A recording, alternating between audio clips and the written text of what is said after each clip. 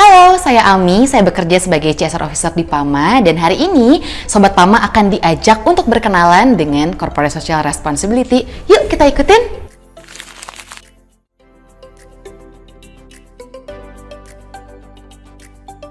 Oke, jadi fungsi dari CSR sebenarnya adalah sejalan kalau misalkan kita bicara undang-undang, itu sejalan dengan Undang-Undang Nomor 40 Tahun 2007 tentang perseroan terbatas. Adapun memang didasari dari CSR sendiri itu turun kepada kebijakan CSR yang langsung ditandatangani oleh Presiden Direktur PAMA, Bapak Hendra Huthaya. Nah, memang kalau di kebijakan CSR PAMA ini, fungsi dan maupun tujuannya itu berdasarkan pada 5 pilar program utama, yaitu adalah program ekonomi, lingkungan, kesehatan, pendidikan, dan juga sosial budaya. Karena memang tujuan dari CSR adalah memastikan bahwa program Sustainability Development yang dijalankan oleh pemerintah dengan tujuan Sustainability Development Goals dapat tercapai.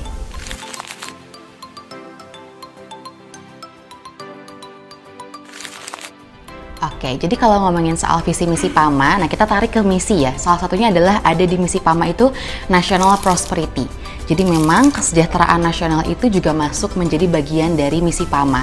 Ini diturunkan oleh CSR gitu ya, diturunkan melalui CSR, melalui program-program CSR, terutama pada pilar ekonomi. Jadi kalau kita bicara soal pilar ekonomi di CSR, tujuannya adalah untuk memberikan daya guna maupun daya saing dan juga daya tanggap dari masyarakat setempat untuk dapat bersaing secara ekonomi di wilayah sekitarnya.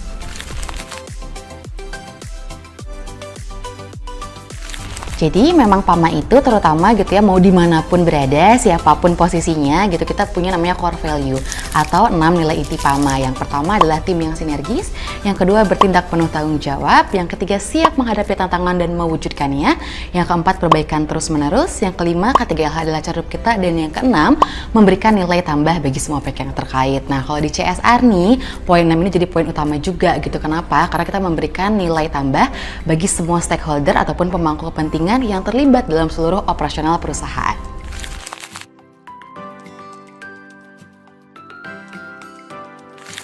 Di 2024 ini kita punya beberapa program yang di-highlight gitu ya. Yang pertama adalah terkait dengan pendidikan.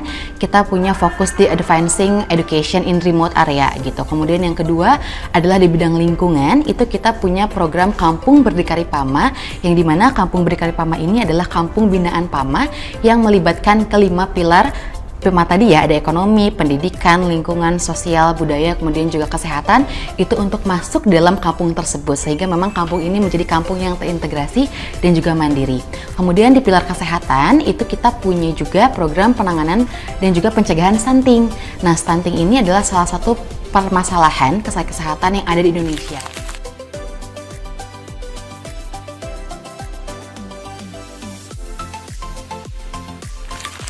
Oke, nah kalau ngomongin soal kebiasaan, mungkin namanya bukan kebiasaan ya, tapi ciri khas gitu. Nah kalau ngomongin soal sustainability, ciri khasnya adalah kita lewat matriks pengelolaan manajemen CSR.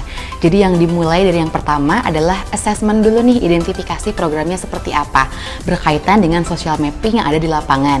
Kemudian yang kedua, sebelum kita lakukan implementasi, kita lakukan dulu penilaian programnya seperti apa, sampai nanti tahapan approval dari manajemen. Setelah itu baru kita lanjutkan lagi terkait dengan implementasi program-program dari CSR. Berkata yang tadi ya, baik dari program pendidikan, kesehatan, lingkungan, pendidikan, maupun juga sosial budaya, dan ekonomi juga pastinya gitu ya. Setelah itu kita melalui tahapan implementasi, kita lanjutkan lagi dengan tahapan monitoring. Nah untuk monitoring itu kita cek nih, apakah program sudah sesuai ataupun memang sudah sejalan dengan apa yang kita harapkan. Terakhir kita evaluasi, apakah program ini harus kita lanjutkan ataupun menghadapi di exit strategi, seperti itu.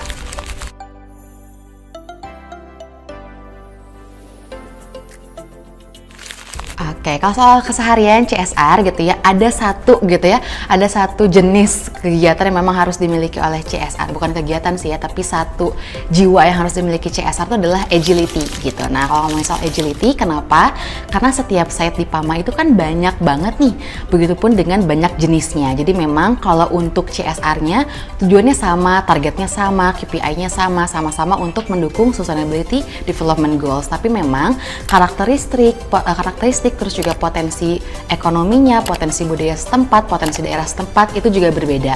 Oleh karena itu kita harus agile nih, tim CSR harus agile untuk bisa menempatkan bagaimana program CSR dapat berjalan di lingkungannya masing-masing.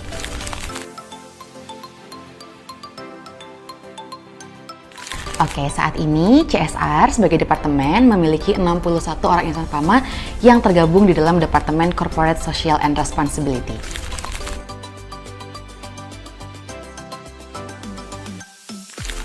Jadi kalau CSR berdasarkan latar belakang pendidikan itu bisa dari mana saja. Nah kalau misalkan teman-teman mau tahu gitu ya, terutama yang belum masuk CSR dan pengen masuk CSR, langsung aja buka rekrutmen.pamapersada.com. Di sana ada jelas tuh jenis pendidikannya seperti apa, starter pendidikannya seperti apa, semuanya lengkap di situ. Jangan klik link yang lain karena ada banyak penipuan di sana juga gitu ya. Langsung aja cek di rekrutmen.pamapersada.com. Persyaratan khususnya pastinya yang penting kita adaptif gitu ya, adaptif terus juga agile, bisa menempatkan diri di mana saja, dan yang terpenting adalah harus tahan banting kalau jadi CSR. Mungkin teman-teman site CSR bisa diundang juga untuk ikutan interview ini ya. Ada jembatan, ada mercusuar, jaga lingkungan bersama CSR.